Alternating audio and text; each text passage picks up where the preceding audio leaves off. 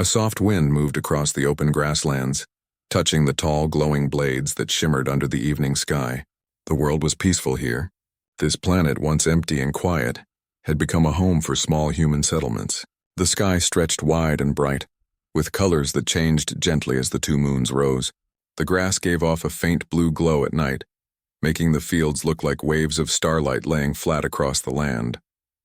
On this quiet land stood a simple ranch made of sturdy wood and metal. Fences stretched around soft grazing animals, gentle creatures bred to live in the new world's light gravity.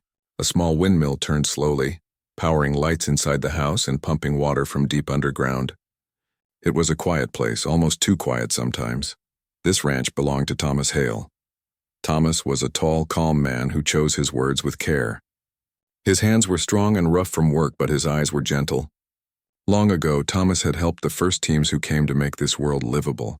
He learned how the soil worked, how the air changed with temperature, how water flowed differently on a world with two moons pulling at the tides. He had been respected, but instead of living in a busy city, he chose peace. He chose a life where the loudest sound was the soft wind. His days moved in a comforting pattern. He woke with the sunlight and stepped outside to feed the animals. He checked the well, walked the fence line, repaired what needed fixing, and tended the growing crops behind his house. His hands knew every inch of the land. He knew the weather by the smell of the air. He knew when rain was coming by the shape of clouds at the horizon. He did not feel lonely. The land itself was company. He believed a person did not need to be surrounded by noise to feel alive. He believed peace could be enough. Yet even in peaceful places, unexpected moments arrive. One evening, as the sky shifted to deep purple and the moons began to glow, Thomas heard something unusual. A light tapping. Not the wind. Not the rustling of tall grass, a knock. A polite, careful knock on his front door. Rarely did anyone travel this far out. He wiped his hands and went to the door. Standing there were two girls, likely in their late teens. Their clothes were worn, and dust covered their cloaks from long travel. They stood close together, not out of fear but tiredness. Their faces showed honesty and their eyes held hope. The older girl spoke first, with steady respect in her voice. "Good evening." "We come from the southern colony," she said. "Our group was mapping river paths for our farms. We miscalculated the distance to the next water source. We are not in danger, only tired. May we rest here tonight?" Thomas looked at them quietly, taking a moment to read their expressions. In frontier lands, trust mattered, but the tired calm in their posture showed no sign of harm. They were travelers simply seeking help. He stepped back and opened his door wider. "You're welcome here," he said. They entered with quiet gratitude. The younger girl exhaled softly, relieved. The smell of warm food greeted them. Thomas returned to the stove and stirred a pot of vegetable stew. The ranch house was simple: wooden shelves, soft lighting, a small fire heater, and a long table built from reclaimed shipwood. Thomas did not question them right away. He believed food first, conversation second. The girls removed their cloaks and sat carefully at the table, grateful but respectful of his space. He set bowls in front of them. The stew was warm and thick with root vegetables grown from seeds brought from earth. The girls began eating slowly, almost as if savoring safety.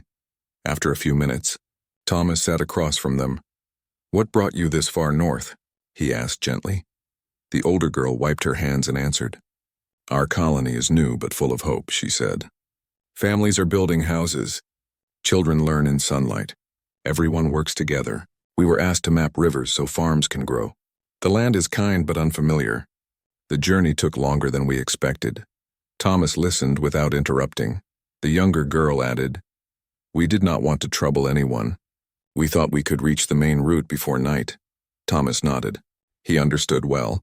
The frontier taught humans many things. One lesson was that the land did not bend to schedules. It required patience and respect. He noticed their shoes were worn from long walking. Their canteens were empty. He filled them with fresh well water. The older girl bowed her head slightly in thanks. Thomas did not ask their names yet. Names are personal, and names come naturally when trust grows. After the meal, he prepared a place for them to rest.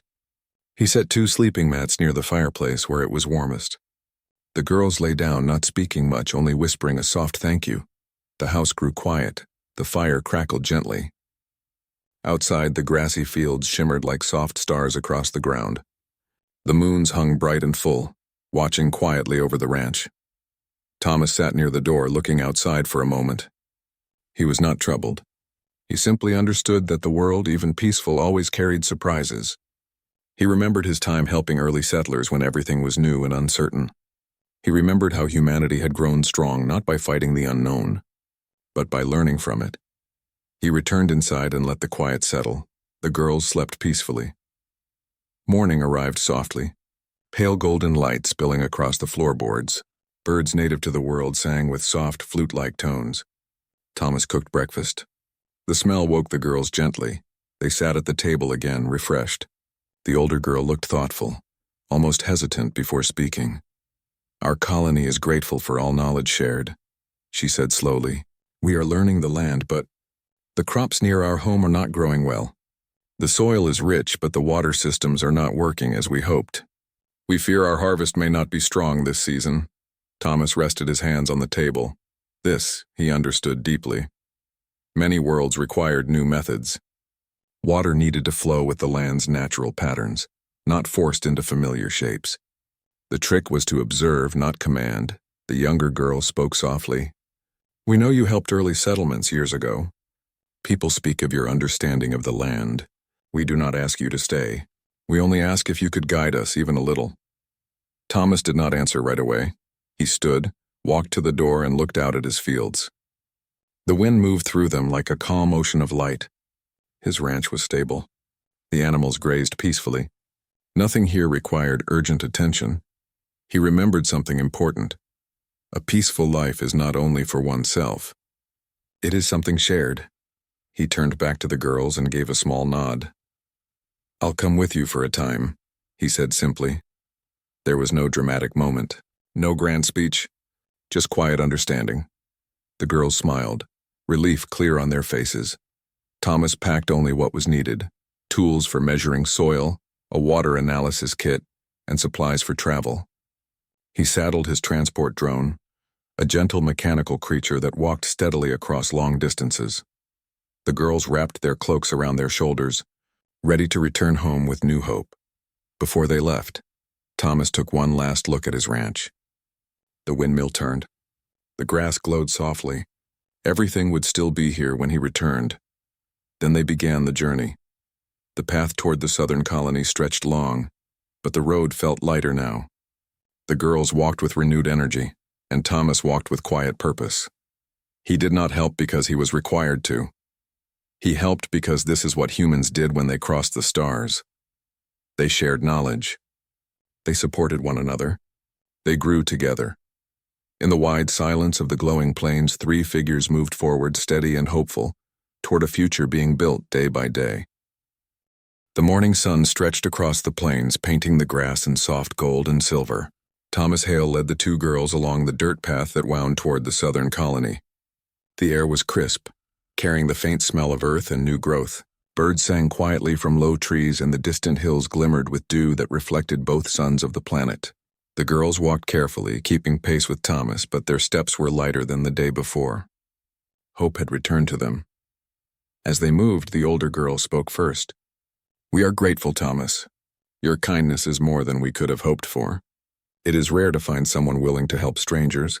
Thomas smiled lightly. "I am not a stranger to traveling far. I understand what it is to work with new land and new people. Every time humanity reaches a new world, we face problems we cannot solve alone. I can help you, yes, but you will also need to learn to understand the land yourselves." The younger girl looked up at him, eyes wide. "We want to learn. We want our colony to succeed, but we have only seen books and maps, not the land itself. And the crops? They are failing. We do not know why." Thomas nodded, understanding their fear. Every world teaches its own lessons. Soil, water, sunlight. They do not behave the same way everywhere. You can follow instructions from another planet, but until you watch the land, until you feel its patterns, you cannot truly succeed. That is what I will teach you." The path curved, and they could see the distant settlement. Small buildings rose in neat clusters. Smoke drifted from chimneys, and children ran along the open fields, laughing and playing. The girls' faces brightened at the sight. "That is our home," the older girl whispered. and our responsibility. When they reached the colony, people noticed immediately. Some came to greet Thomas, remembering stories of his guidance during the earliest settlement days. Children stopped to watch the strange, gentle figure who walked alongside the girls. Thomas bowed politely, but he did not speak much. His focus was on the land, the water channels, and the soil around the first set of crops. The older settlers approached him with cautious hope. "Sir Hale," one said, "if you can help, we would be honored. We have tried to guide water to the fields, but it does not behave as we expected." Thomas examined the irrigation channels carefully. The water had been directed in straight lines, as was common on Earth, but this planet's land rose and fell in gentle curves. Water poured too quickly in some places and stayed stagnant in others. He knelt and touched the soil. It was soft and rich, yet compacted in some areas. Tiny streams of condensation formed where the moon's light and the warm soil met. The land spoke to him quietly, and he listened. "The water is not your enemy," he said. "It is a teacher. We must guide it to move with the land, not against it. Look here." He traced gentle curves in the soil with his fingers. "If we bend the channels along these natural slopes, the water will spread evenly. Plants will drink what they need, and nothing will drown or wither." The settlers leaned closer, watching his hands move. The girls mirrored his attention, absorbing every motion. Thomas spent the entire morning showing them small adjustments: how to dig shallow trenches that followed the natural hills, how to plant seeds where moisture would collect, how to watch for areas where the soil would hold too much water. The colony worked with him silently, eager to understand rather than simply obey. By midday, small streams of water ran smoothly along the new paths. Thomas helped the girls plant a few test crops, showing them where roots would reach the best soil. The younger girl laughed softly as she worked, the sound like a small bell in the quiet settlement. "It feels alive," she said. "The land is alive, and it listens if you know how to speak to it." Thomas nodded. "Exactly. You cannot force the land. You guide it, learn from it, and care for it. Then it rewards you." The colony began to see immediate improvement. Shoots rose straight and green. Leaves opened wide toward the sun. People smiled, amazed at how quickly the fields responded. Children ran along the new channels, curious and playful, learning from the adults who worked beside them. Life had a rhythm, a natural flow, that even the smallest settlers could follow. That evening, after a long day of work, Thomas and the girls sat near a small pond at the edge of the colony. The moons reflected on the water, twin silver mirrors in the sky. The air was cool, filled with the soft sound of water and distant laughter. The girls were tired, but their faces glowed with pride and hope. "Thomas," the older girl said, "how do you stay so calm? How can one person make such a difference?" Thomas stirred a small stick in the water, sending gentle ripples across the pond. "Because I have learned that life does not rush. Problems are solved not by hurry, but by attention. Humans have strength and patience and understanding. We survived Earth and space and now these worlds, because we take care of what we touch and we share what we know. That is the real power." The younger girl looked at the moons. "It feels like we are part of something bigger. That helping the land helps everyone." Thomas smiled. "Yes. And remember, every person who learns this becomes a teacher. Even small lessons grow like seeds.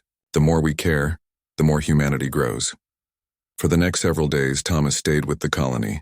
Each morning he walked the fields, showing settlers new techniques to guide water, protect young plants, and prepare soil for different crops. He taught them how to read the wind and sun, how to notice where the soil was richer, and how to keep the plants healthy without forcing them. The girls worked closely beside him, their hands learning the rhythm of the land. Slowly the crops strengthened, and small fields that once looked weak now glowed with life. Thomas did not take credit. He watched quietly as settlers shared his lessons with one another. Knowledge spread quickly because it was practical, tested, and gentle. Children learned to carry small water buckets without spilling, to plant seeds in lines that curved with the hills, to watch carefully for signs of the soil drying too fast. Every person contributed, and the colony grew stronger together. One afternoon, as the suns dipped low, the older girl asked Thomas about his own life. "Will you stay with us?" she asked softly. Thomas shook his head. "My home waits. My ranch is quiet and patient. I cannot stay, but I will return if needed. What matters is that you now know how to guide the land yourselves. The colony can thrive without me here every day." The girls looked thoughtful, but they understood. True strength, he had shown them, came not from a single person but from teaching others to care, to learn, and to grow. They carried his lessons like seeds ready to spread. The next morning, Thomas prepared to leave. The settlers came to the path smiling with gratitude. The girls hugged him gently, not with fear but with deep respect. "We will not forget you," the older girl said. "The land will remember your hands and we will remember your lessons." Thomas mounted his transport drone, giving one last look at the thriving fields. Children waved, streams reflected the moon's light, and settlers moved with quiet confidence. He did not speak. Words were not necessary. The land itself had been taught, the colony had learned, and humanity had once again grown stronger. As he rode back across the glowing plains, the wind brushing his face, Thomas felt peace. The ranch awaited him, calm and steady, yet he knew that somewhere beyond the hills, humanity was building, learning, and thriving because someone had taken the time to guide and share. This was how humans survived the stars. Not by taking, but by giving. Not by controlling, but by understanding. Not by rushing, but by growing together. The moons rose high in the sky, casting long silver shadows across the land. Thomas watched them silently, knowing that each world would have its challenges, and each time humans faced a new problem, someone somewhere would rise quietly to guide, teach, and protect the future. Because humanity's true strength was its heart, its patience, and its willingness to help others. And under 2 shining moons, Thomas Hale returned to his quiet ranch, carrying the satisfaction of a life spent helping others grow stronger, wiser, and kinder in a universe filled with new worlds waiting to be understood.